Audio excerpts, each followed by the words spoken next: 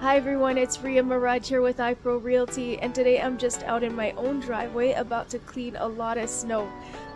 We just experienced one of the biggest snowstorms of the year. With snowstorms, just remember to stay safe. Don't drive if you don't have to. Remember to keep your sidewalks clear if you live in a townhouse, house, or semi. Hey everyone, I thought I'd bring you along with me just to see what it's like to clear snow. Yeah, let's take a look. So I did just do a little bit. I made it down this way, and I don't know if you can see or really tell from the video how deep this snow is, but I would say it's almost 2 feet, a feet and a half deep. There's my plow. I just did all the way down there and about to do the rest. Let's go.